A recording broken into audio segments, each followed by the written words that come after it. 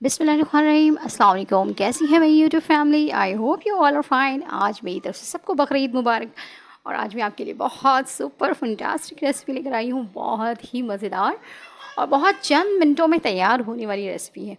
तो स्टार्ट करते हैं रेसिपी। सबसे पहले चैनल को लाइक करें, सब्सक्राइब करें और स्टार्ट करते हैं। बिस्मिल्लाहिर्रहमानिर्रहीम। यहाँ पर मैंने लिया है 1 किलो दूध जो कि फुल फैट है और उसमें ऐड कर दिया मैंने 4 हरी इलायची। आप इलायची का पाउडर भी इस्तेमाल कर सकते हैं और फुल फैट के बजाय आप कोई सा भी मिल्क इस्तेमाल कर सकते हैं। और यहाँ पर मैंने लिए हैं 4 छुआरे। कुछ लोग छुआरे की जगह खजूर का भी इस्तेमाल कर लेते हैं, तो वो भी कर सकते हैं। और इसमें मैंने 200 ग्राम लिया है सवैयाँ, जो नॉर्मल आपको मिल जाती है मार्केट से आराम से, ब्राउन वाली। उसको मैंने थोड़ा सा तोड़ लिया है, बहुत ज़्यादा नहीं तोड़ा है, क्योंकि वो उसके लंबे लंबे से जो रेशे होते हैं बहुत अच्छे लगते हैं शीर खुरमा में। तो इसलिए आज जो शीर खुरमा की रेसिपी है बहुत ही स्पेशल है।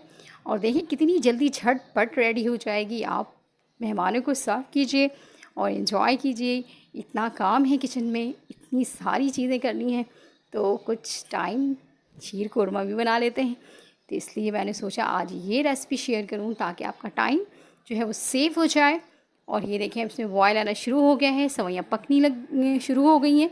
तो जैसे ही ये सॉफ्ट हो जाएंगी तो ये जो हमारे ये दूध है ये काफ़ी थिक हो जाएगा। और ये थिक हो जाएगा तो बस इट्स मीन कि हमारा जो शीर खुरमा है ये रेडी की तरफ जा रहा है।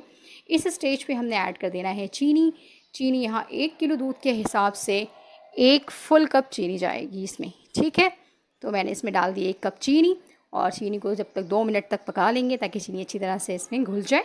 फिर उसके बाद मैंने ऐड कर दिया है कि एक अच्छा सा टेक्सचर आ जाए इसमें, तो हाफ़ कप मैंने पाउडर मिल्क इसमें ऐड कर दिया है। आप खोया भी इस्तेमाल कर सकते हैं, लेकिन मैंने यहाँ पर पाउडर मिल्क इस्तेमाल किया। इससे इसका टेस्ट बहुत औसम हो जाएगा, बहुत मज़ेदार। और ये इस तरह से बस इसको हल्का हल्का चला लेंगे और ये थोड़ी ही देर में डन हो जाएगा। ये आप देख सकते हैं कि ये मिक्स के हो गया है और ये कुछ चंक्स इसके रह जाते हैं तो वो बिल्कुल खोया वाला टेस्ट आ जाता है इसमें। तो ये हमारा जो शीर खुरमा है ये तकरीबन डन हो गया है। और बस अब हमने डिश आउट करनी है और इसमें गार्निशिंग करनी है कुछ ड्राई फ्रूट्स की। तो मैंने यहाँ पर एक बाउल ले लिया है, अब इसमें मैं इसको पोर करूँगी। ये मैंने सारा शीर खुरमा इसमें डाल दिया। अब इसके बाद जो प्रोसेस है बहुत ही आसान, कुछ भी नहीं करना है। जो भी ड्राई फ्रूट्स आपके पास अवेलेबल है आप उसको इसमें डाल सकते हैं। तो ये चाहे आप बादाम डालें, पिस्ता डालें, किशमिश डालें, खोपरा डालें, जो भी आपके पास है वो आप इसमें गार्निशिंग में इस्तेमाल कर सकते हैं, क्योंकि उससे काफ़ी अच्छा और फ्लेवर आ जाता है। तो ये अब ये मैंने इसमें ऐड कर देना है। ये ड्राई फ्रूट्स आ गए, ये देखिए ज़बरदस्त।